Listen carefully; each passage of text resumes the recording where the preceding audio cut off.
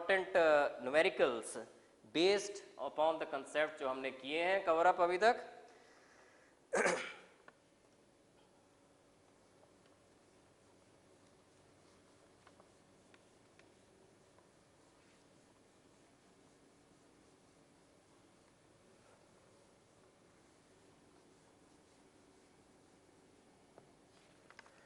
The first question is, first numerical is, important numerical, a first order reaction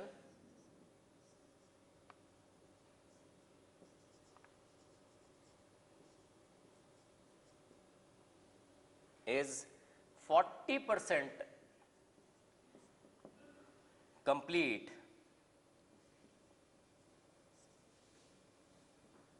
in 50 minutes.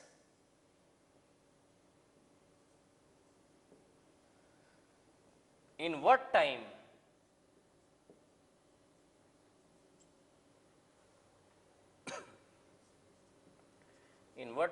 will the reaction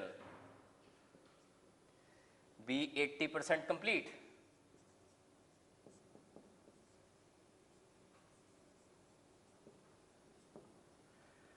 देखिए question है कि एक first order reaction है जो कि 40% complete हो रहा है 50 मिनट्स में, और वो पूछ रहे हैं in what time will the reaction be 80% complete. तो K निकालना पड़ेगा सबसे पहले. K आपको पता है is equal to 2.303 upon T log of A upon A minus x. ये फर्स्ट ऑर्डर काइनेटिक्स जो फॉलो करते हैं रिएक्शंस उनके लिए ये रेट इक्वेशन है. K is equal to 2.303 upon T log of A upon A minus x. अब ये कह रहा है 40% कंप्लीट हो रहा है 50 मिनट्स में. टाइम अगर 50 ले लें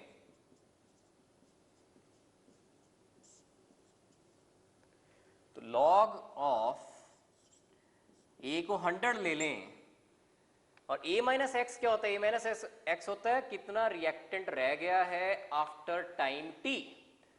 50 मिनट्स के बाद कितने रिएक्टेंट रह जाएंगे? बोलता 40% कंप्लीट हो गया तो कितने रिएक्टेंट रह जाएंगे? अगर 100 लिया स्टार्टिंग में तो 40% अगर निकल गया है, कंप्लीट हो चुका है, तो कितना रह जाना चाहिए? 60.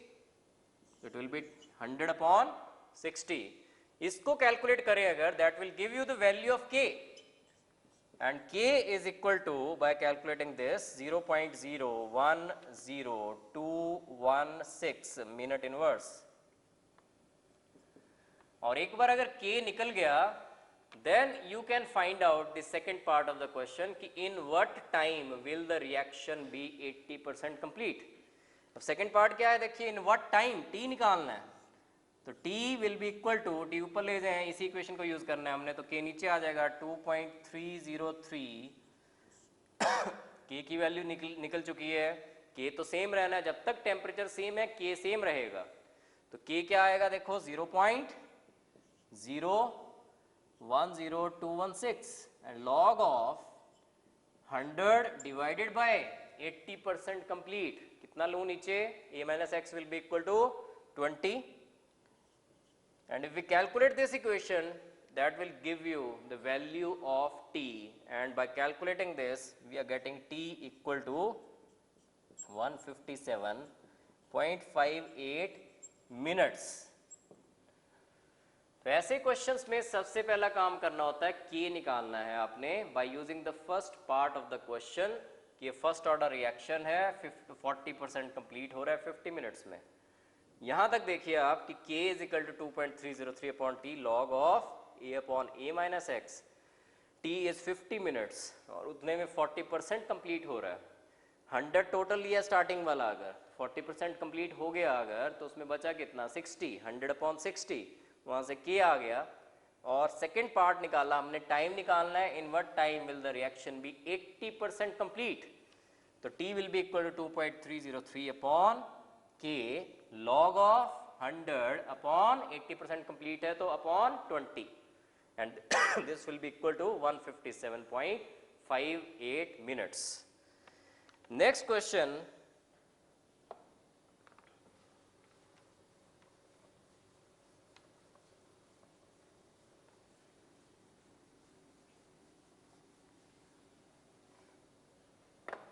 Next question is the reaction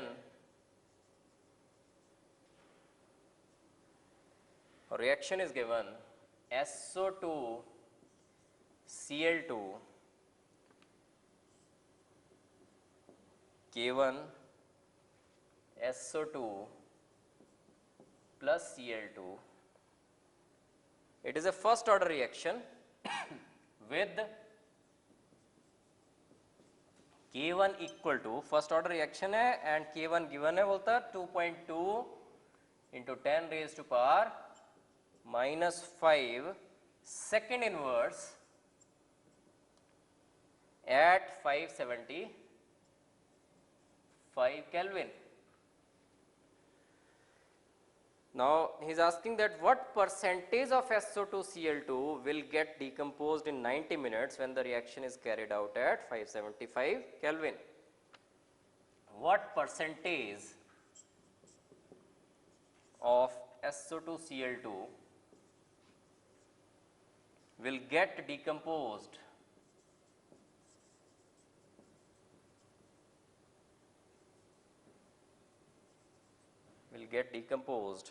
in 90 minutes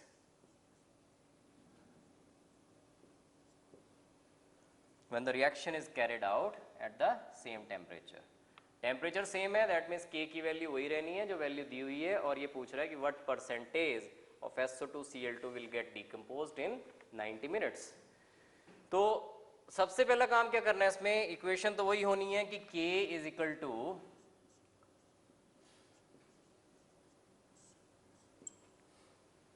log of A upon A minus x. बस इसमें ये माइंड में रखिएगा कि x क्या होता है, x होता है कितना रिएक्टेंट जो है वो डिकम्पोज हो चुका है अप टू टाइम t, और A क्या है, रिएक्टेंट की कंसंट्रेशन इनिशियली बिल्कुल स्टार्टिंग में कितना रिएक्टेंट था, दैट इज A.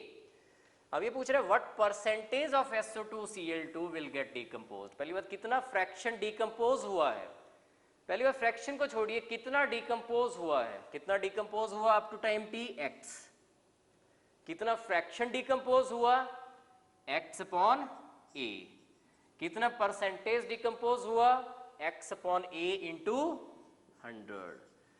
एम क्या होना चाहिए सबसे पहला आपका कि x अपॉन a निकालिए कि कितना फ्रैक्शन डिकम्पोज हुआ उसका इंटू 100 कर दीजिए, that will give you the percentage.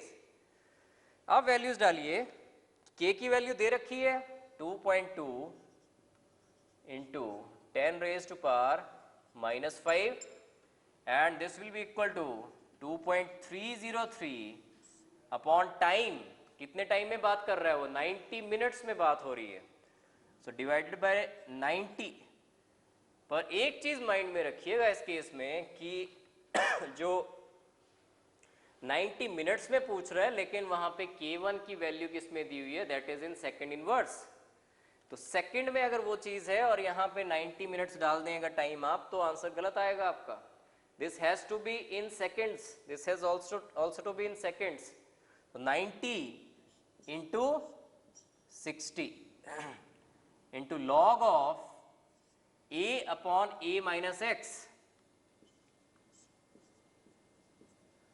तो सबसे पहला काम कीजिए कि log of A upon A minus x की वैल्यू निकालनी पड़ेगी, और कैसे निकलेगी, ये ऊपर चला जाएगा क्रॉस हो जाएगा और ये नीचे आ जाएगा 2.303.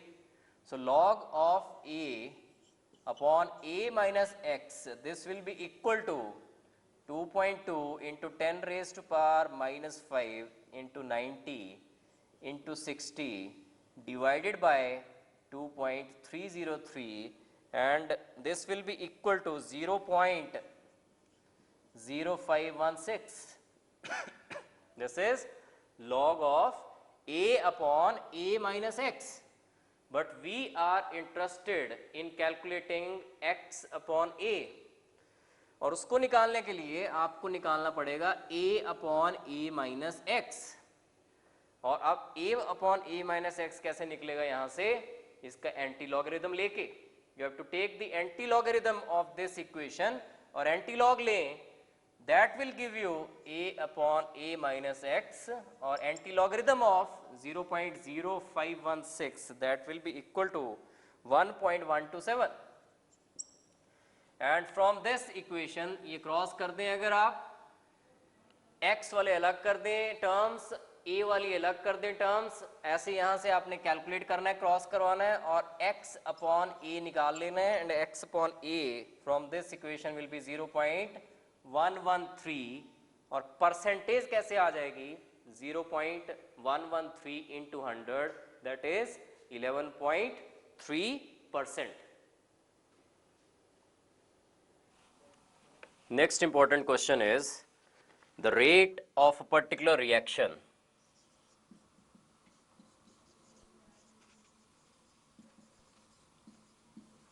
The rate of a particular reaction doubles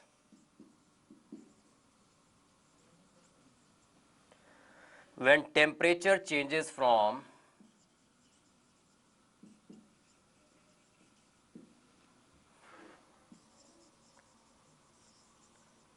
when temperature changes from 27 degrees Celsius to 37 degrees Celsius. Calculate the energy of activation. We have to calculate activation energy of such reaction. तो इस reaction में देखिए we have to use this equation, log of K2 upon K1 is equal to EA upon 2.303 R T2 minus T1 upon T1 T2. ये जो temperatures हैं they have to be in kelvin.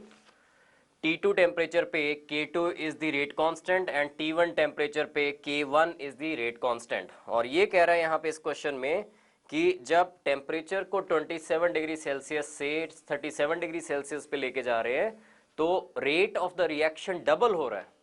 That means rate constant की value भी double होगी. अगर K1 को आप x ले लें तो K2 शुड बी 2x.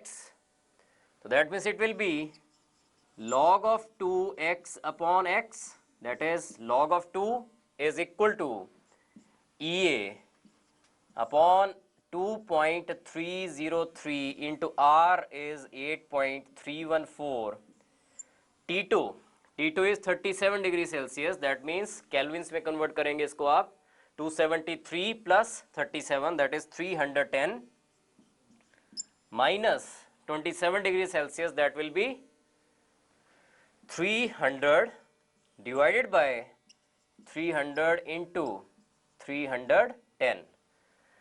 इस इक्वेशन को सॉल्व करना है हमने and while solving this equation this will be log of 2 will be equal to 0.3010 is equal to EA upon 2.303 into 8.314. This will be 10 upon 300 into 310. Now from this equation EA can be calculated, and if we calculate the value of EA, that will be equal to 53598.6 joules per mole. So it will be the answer. तो ऐसा जब भी question आए कि rate of the reaction double हो गया है या ट्रिपल हो गया है तो आपने रेट कांस्टेंट्स का उसी हिसाब से रिलेशन ले लेना है. जैसे इस पर्टिकुलर क्वेश्चन में इसने कहा कि जो 27 डिग्री सेल्सियस से 37 डिग्री सेल्सियस पे आप टेम्परेचर लेके जा रहे हो तो rate of the reaction double हो रहा है. Rate of the reaction double हो रहा है दैट मीन्स अगर 27 डिग्री सेल्सियस पे K1 की वैल्यू x है तो 37 डिग्री सेल्सियस पे जो K2 होगा रेट कांस्टेंट होगा उसको आप लोगे 2x because rate of the reaction is becoming double. And from this equation you will calculate the value of activation energy. बस एक चीज माइंड में रखनी है, temperatures they should be in Kelvin scale, otherwise your answer will be wrong. Next important question is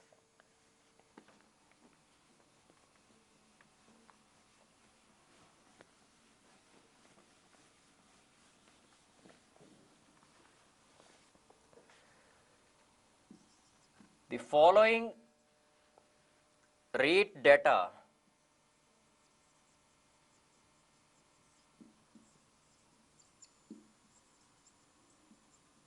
obtained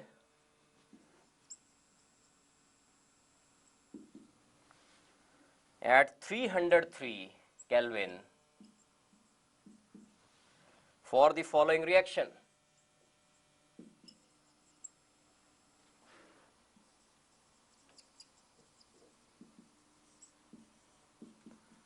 और reaction है twice A plus B giving you C plus D, और इसके लिए डेटा गिवन है which I will write down. Experiments हैं कुछ, first experiment, second, third and fourth experiment, and then there is concentration, initial concentration of A, initial concentration of B, and then initial rate of formation of D,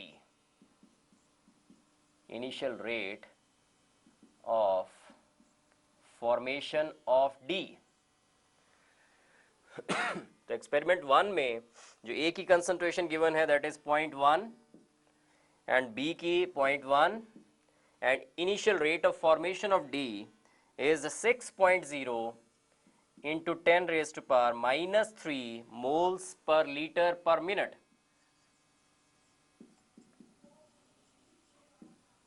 Moles per liter per minute.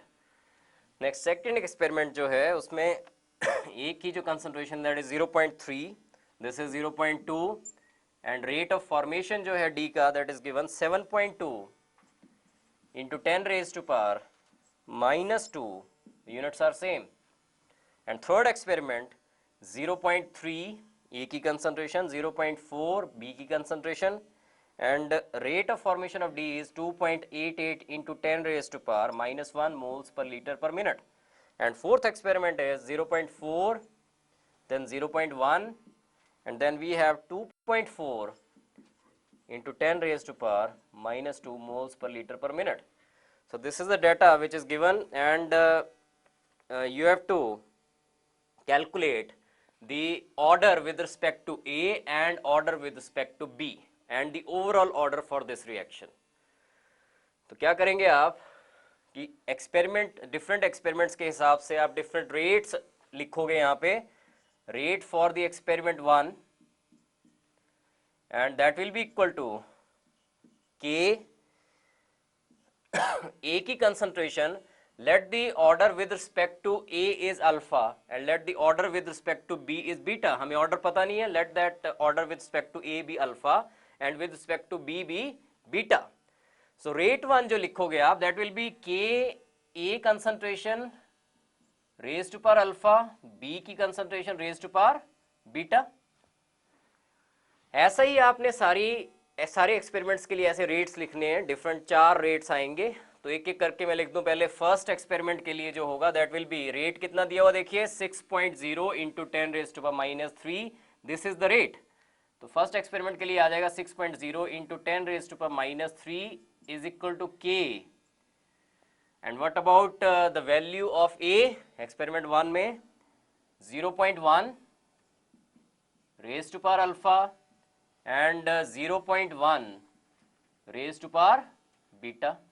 ऐसे आपने सारे experiments के लिए लिख देना है. Second experiment के लिए 7.2, rate is 7.2 into 10 raised to power minus 2 is equal to K. A is 0.3 raised to power alpha and B is 0.2 raised to power beta. Similarly, for the third experiment, 2.88 into 10 raised to power minus 1 is equal to K. A is 0.3 raised to power alpha into 0.4 raised to power beta. Similarly, for the last experiment, fourth experiment, 2.4 into 10 raised to power minus 2 is equal to K. A raised to power, A is 0.4 in this experiment, raised to power alpha into 0.1 raised to power beta. You have got 4 equations और इन चारों equations को आपने divide किसी तरह से करना है so that alpha cancel हो जाए एक केस में और दूसरे में बीटा कैंसिल आउट हो जाए. Let it be first equation, let it be second equation, third equation and fourth equation. अब अगर आपने अल्फा निकालना है तो कैसे निकाल सकते हैं देखिए. किस इक्वेशन को किससे मैं डिवाइड करूं अल्फा निकालने के लिए?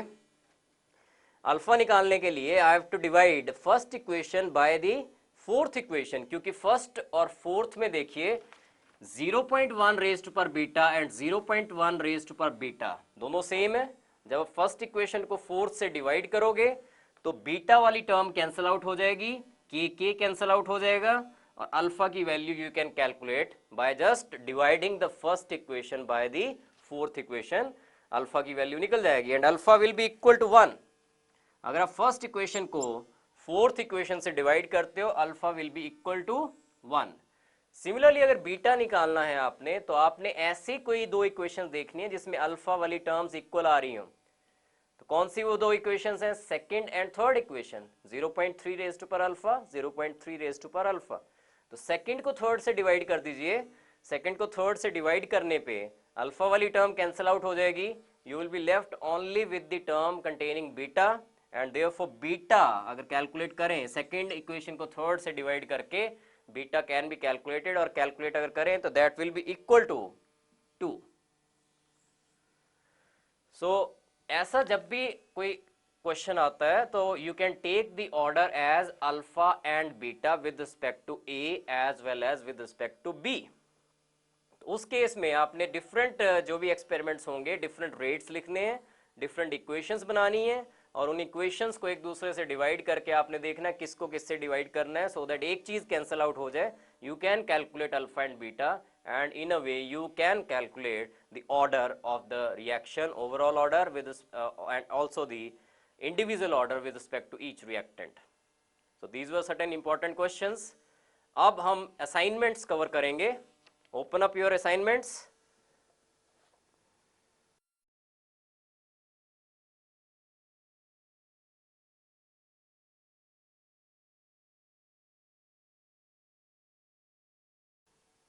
एंड फर्स्ट क्वेश्चन देखिए असाइनमेंट्स में।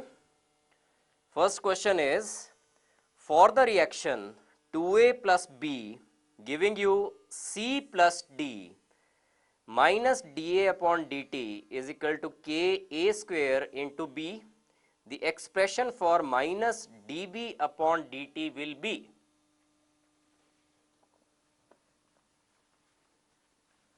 असाइनमेंट्स का फर्स्ट क्वेश्चन देखिए,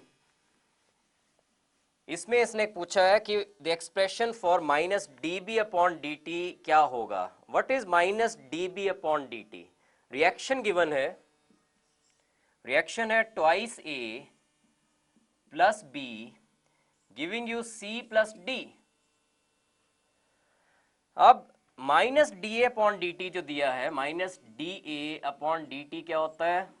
this is rate of disappearance of A. Minus D A upon D T क्या है? Rate of disappearance of A, and that is equal to K A raise to power 2 into B. This is rate of disappearance of A, और ये पूछ रहा है the expression for minus D B upon D T, minus D B upon D T that you have to calculate, ये निकालना है। Minus D P upon D T मतलब rate of disappearance of B आपको निकालना है, और rate of disappearance of A आपको given है। अब यहाँ पे देखिए आप, rate of disappearance of A और rate of disappearance of b में क्या रिलेशन होगा? अगर यहाँ से 2 मोल्स निकलते हैं ए के, तो बी के कितने मोल्स जाएंगे? 1 mole. That means rate of disappearance of A जो है वो rate of disappearance of B से क्या है? डबल है। फिर से देखिए, इस स्टोइकोमेट्री के हिसाब से इस रिएक्शन को देखिए आप कि अगर यहां से 2 मोल निकलते हैं इसके ए के, तो बी के कितने मोल निकलेंगे? 1 mole. That means rate of disappearance of A जो है that is double the rate of disappearance of B. अब ये rate of disappearance of B पूछ रहा है और rate of disappearance of A given है, और मैं इसके हिसाब से रिएक्शन के हिसाब से आपको बता रहा हूं कि rate of disappearance of a, that means ये जो चीज है के ए स्क्वेयर इंटू बी, ये डबल है as compare to rate of disappearance of b. तो आंसर क्या होना चाहिए? Rate of disappearance of b जो है minus D B upon D T should be half as compare to rate of disappearance of a. Rate of disappearance है k ए square into b, इसका half कर देंगे अगर, that will give you minus D B upon D T. That means कौन सा correct option है? Half K A square into B. So rate of disappearance of B will be equal to half K A square into B. एक फिर से देखिए question, stoichiometry देखनी है, जो रिएक्शन गिवन है उसके हिसाब से आपने देखना है कि यहाँ पे twice A plus B giving you C plus d, ऐसा कहा गया है, ये रिएक्शन है। और इस रिएक्शन में ये 2 मोल्स हैं ए के और 1 मोल है बी का। दैट मीन 2 मोल्स ए के, और जब 2 मोल्स ए के डिसअपीयर होंगे उसके साथ साथ 1 मोल बी का डिसअपीयर होगा। That means rate of disappearance of A जो है that is double as compare to rate of disappearance of B. फिर ये गिवन है यहाँ पे क्वेश्चन में कि minus D A upon D T is equal to K A square into B, and he is asking for minus dB upon dt, that is he is asking for rate of disappearance of B, and rate of disappearance of B is half the rate of disappearance of A. Therefore जो rate of disappearance of A given है उसका half जो होगा that will be the answer. So D is the correct option, first का D will be the correct option, half k A square proportional to c naught raised to power 0। ऊपर ले जाएं चाहे नीचे रखें, न्यूमरेटर में हो चाहे डिनोमिनेटर में हो, it is one at the same thing. So sixth का जो करेक्ट ऑप्शन है that is d, t half is directly proportional to c not raised to power 0। इसका मतलब क्या है कि t half is directly proportional to c not raised to power 0। C not is the initial concentration of the reactant. That means जो first order reaction होता है उसमें जो टी हाफ होता है that is independent of the initial concentration of the reactant. Independent होता है, जो इनिशियल कंसंट्रेशन होती है रिएक्टेंट की उस पे टी हाफ डिपेंड नहीं करता in case of first order reactions. Seventh question, the presence of a catalyst. A option is increases the heat of the reaction, B option is decreases the heat of the reaction, has no effect on the heat of reaction, has no effect on the energy of activation. So C is the correct option, that it has no effect on the heat of reaction. Delta H value पे कोई फर्क नहीं पड़ता, it just decreases the energy of activation. Catalyst जो है that increases the rate of the reaction. क्यों increase करता है? Because it decreases the energy of activation, but there is no effect on the heat of the reaction. जो heat evolve होनी है या heat absorb होनी है दैट इज डेल्टा एच, जो एंथैल्पी चेंज है that will remain constant, that will remain same, चाहे catalyst present हो चाहे ना हो। Eighth question, H2 dissociates in presence of light only when Hg vapors are present. This is an example of autocatalysis, fluorescence or photosensitization. So it is an example of photosensitization. Photosensitizers क्या होते हैं? जैसे mercury एक photosensitizer है, ये light से, radiation से, जो लाइट रेडिएशन है उससे एनर्जी लेता है और अपने में एनर्जी लेगा और एनर्जी अपने में स्टोर करने के बाद एनर्जी जो है रिएक्टेंट्स को ट्रांसफर कर देगा और रिएक्शन को होने देगा, रिएक्शन को इजी कर देगा और अपने आप वैसा का वैसा बाहर आ जाएगा। सो फोटोसेंसिटाइजर क्या होता है? ऐसा सब्सटेंस जो एनर्जी एब्जॉर्ब करता है from the radiations, energy absorb करने के बाद एनर्जी ट्रांसफर कर देता है टू द रिएक्टेंट्स और अपने आप वैसा का वैसा ही बाहर आ जाता है। So it is an example of photosensitization. 8th का C होगा आंसर। 9th question, in the formation of sulphur trioxide by contact process twice SO2 plus O2 giving you twice SO3, the rate of reaction was measured as minus DO2 divided by dt is equal to 2.5 into 10 raised to power minus 4 moles per liter second inverse. The rate of reaction expressed in terms of SO3 will be. अब देखिए question में इसमें the rate of the reaction चाहे किसी भी वे में express किया जाए, रेट तो रेट ही रहना है। रेट विल बी कांस्टेंट, चाहे SO2 के रिस्पेक्टिवली हो, चाहे O2 के रिस्पेक्टिवली हो, चाहे SO3 के रिस्पेक्टिवली हो, rate will be constant, rate will be same. So it has to be 2.5 into 10 raised to power minus 4 moles per liter per second only. So answer will be C, 2.5 into 10 raised to power minus 4 moles per liter per second. Next question, 10th question. For a chemical reaction Y2 plus 2Z giving you the products, the rate controlling step is given Y plus half Z giving you Q. If the concentration of Z is doubled, the rate of reaction will.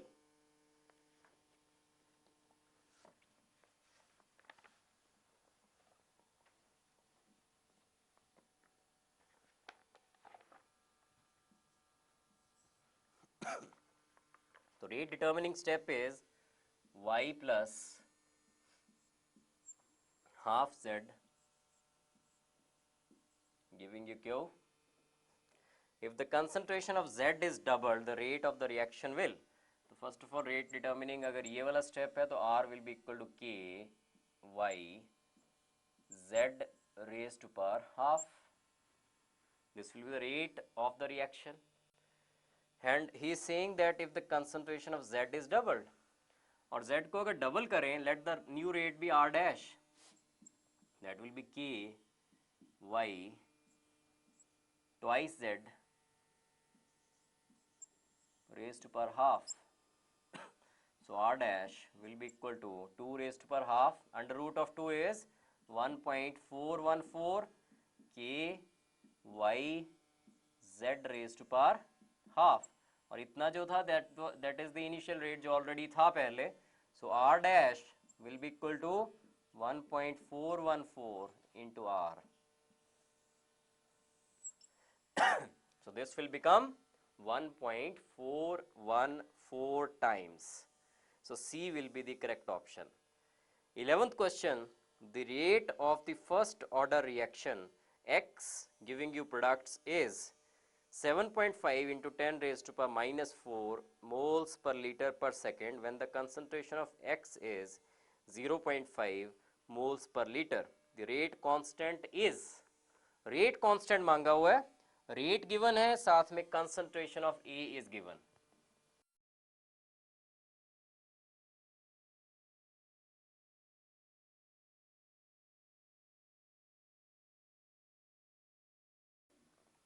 Next question is 11th question. The rate of the first order reaction X giving you products is 7.5 into 10 raised to power minus 4 moles per liter per second when the concentration of X is 0.5 moles per liter. The rate constant is. तो इस question में R is equal to K into A. Rate given है, concentration is given. You have to calculate the value of K. K will be equal to R upon A. Rate कितना दिया हुआ है वो value डाल दीजिए. R will be equal to 7.5 into 10 raised to power minus 4 and concentration of A, concentration of X या concentration of A, that is given 0.5 and this will be equal to 1.5 into 10 raised to power minus 3 second inverse. This will be the value of the rate constant. So R is equal to K into A, R is equal to K into A और K into X, क्योंकि reactant वहाँ X लिया हुआ है, चाहे A ले लो एक ही बात है. तो rate will be equal to K into A, K की वैल्यू निकालनी है, that will be equal to R upon A. R की वैल्यू जो है that is given 7.5 into 10 raised to power minus 4 upon the concentration of the reactant X is 0.5, वो value डाल दी मैंने and this after solving is equal to 1.5 into 10 raised to power minus 3 second inverse. 12th question, the activation energy for the forward reaction X to Y is 60 kilojoules per mole and delta H is -20 kilojoules per mole. The activation energy for the reverse reaction is, delta H की value क्या दी हुई है, negative दी हुई है, delta H is negative, that means it is an exothermic reaction. इसके लिए अगर आपने ग्राफ बनाना हो,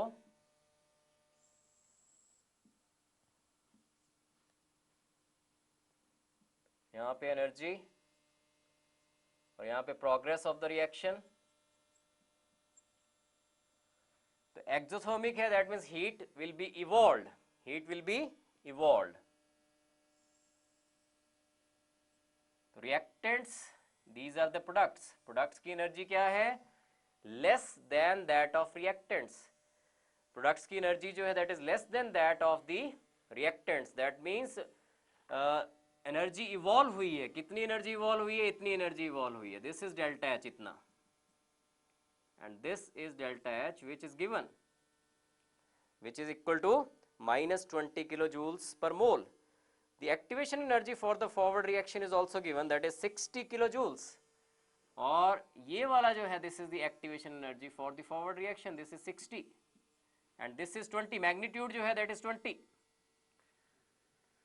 और ये पूछ रहा है कि find out the activation energy for the reverse reaction, और reverse के लिए activation energy कैसे निकलेगी, ये reverse reaction है और ये अगर यहाँ से रिएक्शन शुरू होता है रिवर्स वाला, प्रोडक्ट से रिएक्टेंट की तरफ आना है, तो आपको एक्टिवेट करना पड़ेगा प्रोडक्ट्स को, कैसे करेंगे आप, इतनी एनर्जी देनी पड़ेगी, दैट मीन्स कितनी एक्टिवेशन एनर्जी होगी for the backward reaction, 60 + 20 that is equal to 80 kilojoules per mole.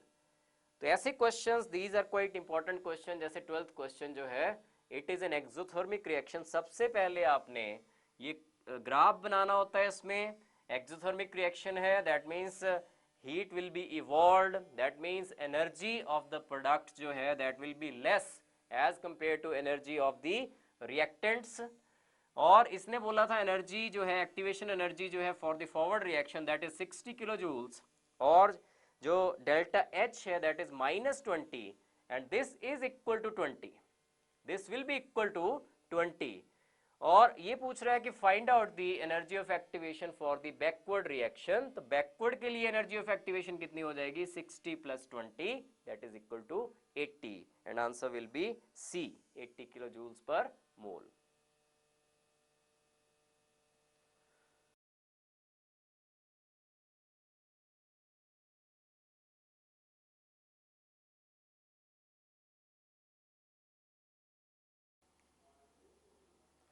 Next question is 24th question.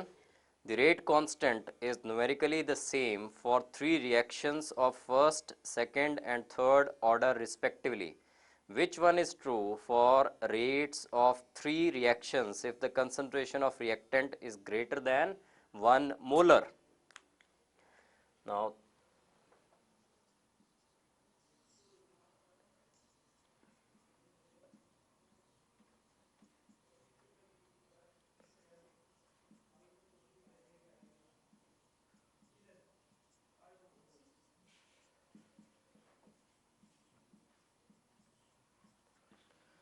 the rate constant is numerically the same for 3 reactions of first, second and third order respectively, and वो पूछ रहा है कि which one is true for the rates of 3 reactions if the concentration of the reactant, this concentration is greater than unity.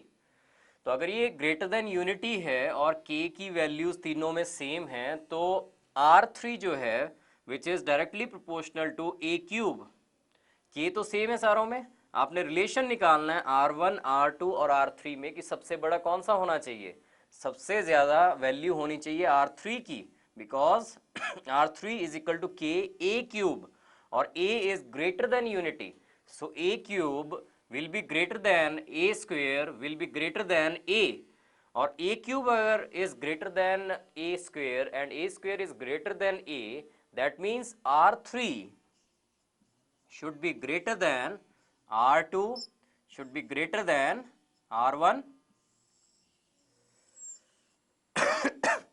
So the answer has to be C option, R1 is less than R2 is less than R3। सो एक बार फिर से देखिए इस question को। इसने कहा कि rate constants जो हैं वो सेम है, न्यूमेरिकली द सेम है for 3 reactions of first, second and third order respectively. Then he is asking which one is true for rates of 3 reactions if concentration of reactant is greater than 1 molar। तो आप equations rates के लिए ऐसे लिख सकते हैं। First order के लिए R1 is equal to K A, second order के लिए R2 is equal to K A square and third order के लिए R3 is equal to K A cube. अब क्योंकि ए की A is more than 1 molar, तो A cube will be greater than A square will be greater than A, और क्योंकि Ks are same therefore R3 will be greater than R2 will be greater than R1। So option, correct option इसमें 24th में is C. Next question, 25th question. An endothermic reaction A to B have an activation energy 15 kilocalories per mole and the heat of the reaction is 5 kilocalories per mole। The activation energy of the reaction B to A, जो reverse reaction है उसके लिए activation energy पूछी है।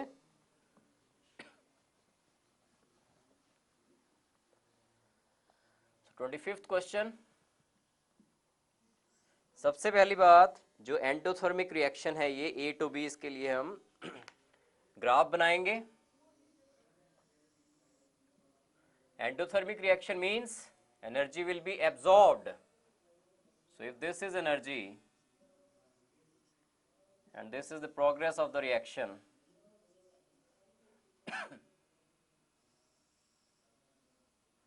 so graph has to be like this because energy absorb हो रही है, तो ये reactants हैं अगर, and these are products, this will be delta H,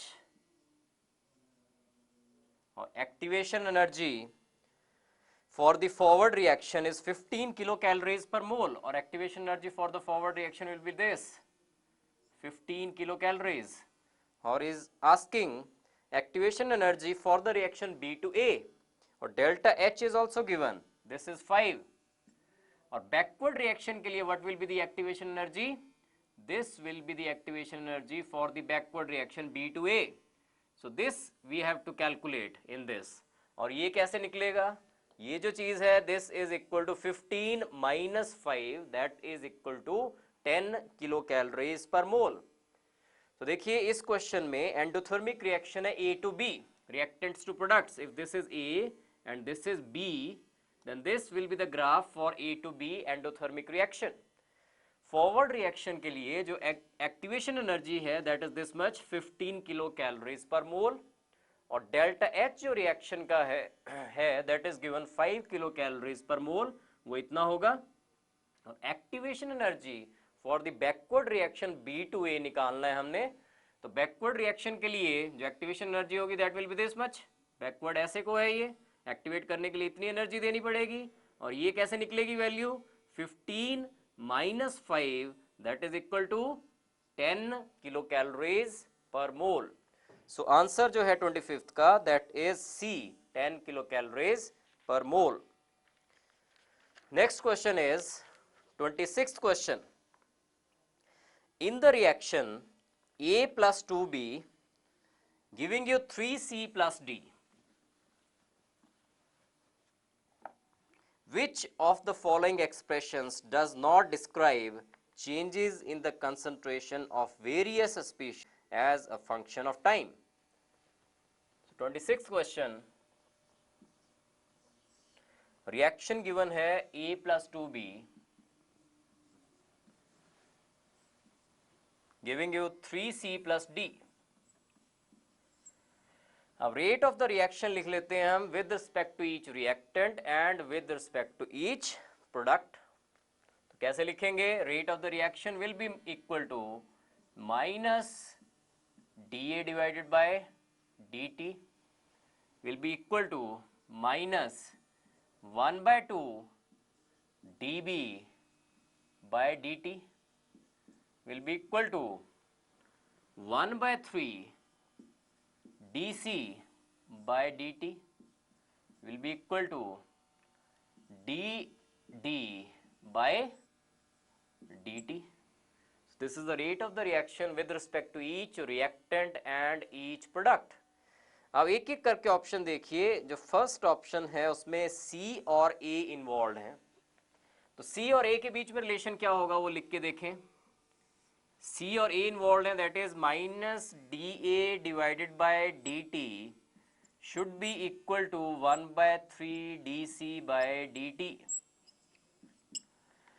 इसने दिया हुआ है -3 by D T is equal to D C by D T. अगर 3 ऊपर लेके जाएं, -3 dA by D T is equal to D C by D T. So this is correct option. A is the correct option, that D C upon D T is equal to -3 dA by D T. So this is correct. B option पे आइए. B option में किस किस के बीच में relation है? D और सी के बीच में. तो डी और सी के बीच में देखिए यहां रिलेशन ये वाला है, डी और सी के बीच में. D D by D T is equal to 1/3 D C by D T. तो D C by D T की फॉर्म में अगर ये रिलेशन लेके आए, D C by D T, 3 ऊपर चला जाएगा, thrice D D by D T. तो चेक इट आउट. वहां पे सेकेंड ऑप्शन में 3 D D by D T is equal to D C by D T. So this is also correct option. B is also correct. Now come to C option.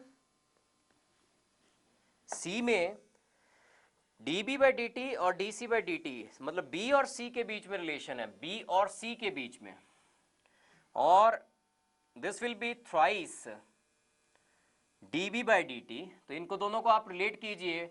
Second और third वाले जो दिए हुए हैं ये वाले दोनों, इनको रिलेट कीजिए और 3 को ऊपर लेके जा सकते हो आप. 3 को ऊपर ले आए तो this will be 3 D B by D T, और माइनस भी है यहाँ पे, और 2 को उस साइड ले जाएं that will be twice D C by D T, और माइनस उस साइड ले जाएं अगर तो दिस विल बी प्लस और दिस विल बी माइनस. तो thrice D B by D T is equal to -2 dc by dt. this is also correct. so answer has to be D. पर फिर भी check करते हैं इसको. जो B और A के बीच में रिलेशन है यहाँ पे गिवन, इसने गिवन है B और A के बीच में जो रिलेशन दिया हुआ है, that will be equal to -1/2 dB by dt is equal to -dA by dt. Minus minus cancels out and we are left with, अगर इसको 2 को ऊपर लेके जाएं, dB by D T is twice dA by D T. और D option में thrice dB by D T is equal to dA by D T. तो किसी भी तरह से देखिए, अगर इसको 2 को यहां भी ले आए तब भी 1/2 dB by D T should have been equal to dA by D T. तो D is incorrect. It does not describe changes in the concentration of various species as a function of time. So D will be the answer. 26 का answer has to be D. Next is 27th question.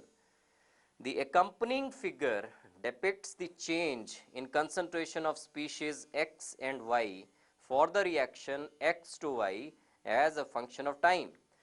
The point of intersection of the two curves represents